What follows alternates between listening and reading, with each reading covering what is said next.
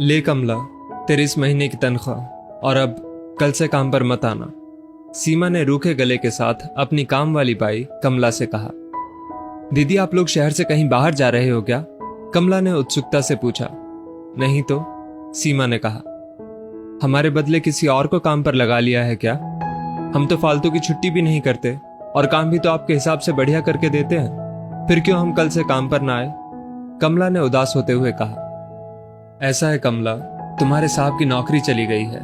अभी तक हम लोग इस घर में किराए पे रहते थे। 6 महीने पहले ही हमने अपनी पूरी बचत और बैंक से लोन लेकर ये घर खरीदा है, इसलिए हाथ में अब कुछ बचत भी नहीं रही। लेकिन घर के सारे खर्चे वैसे के वैसे हैं। मकान का लोन, बच्चों की स्कूल की फीस, राशन, बिजली का बिल, सासू माँ की दवाइयाँ, इन सब में कहाँ कटौती करूं? इतने खर्चों के बीच में तेरी तनख्वाह कहाँ से लाऊं? तेरे बगैर घर का इतना सारा काम करना मेरे लिए मुश्किल होगा, लेकिन अभी हमारा वक्त ठीक नहीं है। जब साहब की नौकरी फिर से लग जाएगी तब मैं तुम्हें जरूर काम पर बुला लूंगी। अभी मेरी मजबूरी समझ और मुझे माफ कर दे कमला, सीमा ने दुखी होते हुए कहा। बस इतनी सी बात के लिए आप हमसे 5 वर्षों का नाता तोड़ रही हैं दीदी। जब आपके अच्छे दिन थे तब आपने हमेशा हमारी बढ़ चढ़ कर मदद की।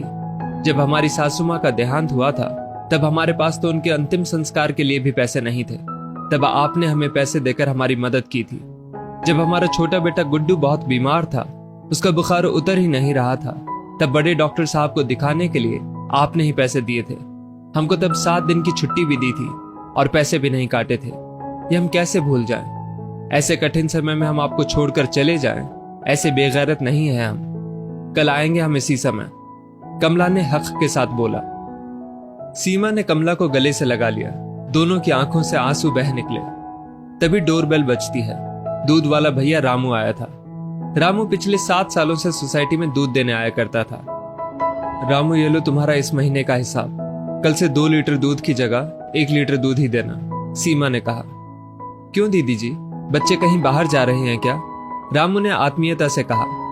सीमा ने फिर वही जवाब दिया। साहब की नौकरी चली गई है, इस समय हम दूध का खर्चा नहीं उठा सकते। दीदी, जब हमारा बुरा वक्त था तब आपने हमारी कितनी मदद की थी। हमारी बहन की शादी में 1100 का शगुन किया था।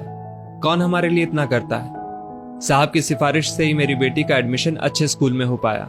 जब भी उसे पढ़ाई में कोई समस्या आती है वो सीधे आपके पास ही दौड़ी चली आती है। आप भी उसे निस्वार्थ भाव से अपना समय देती हैं। मेरे छोटे बेटे के जन्म के समय अस्पताल का बिल भरने में आपने ही हमारी मदद की। कल से हम 2 लीटर ही दूध देकर जाएंगे। हिसाब कौन मांग रहा है आपसे? इसे एक गरीब का धन्यवाद समझिए, रामू ने हाथ जोड़ते हुए कहा। सीमा ने नम आंखों से शर्त रखते हुए उसकी बात मान ली कि पति की नौकरी लगते ही रामू को अपना पूरा हिसाब लेना पड़ेगा। सीमा सोचने लगी कि बिना कोई एहसान जताए कैसे मदद की जाती है, कोई इन लोगों से सीखे। दोस्तों, हमारे द्वारा किया गया कर्म लौटकर फिर हमारे पास आ ही जाता है, चाहे वो कर्म अच्छा हो या बुरा। इस स्टोरी को लेकर आपकी क्या राय है? नीचे कमेंट करके जरूर बताइएगा और ऐसी और भी बेहतरीन वीडियोस के लिए हमारा पेज जरूर फॉलो करें। धन्यवाद।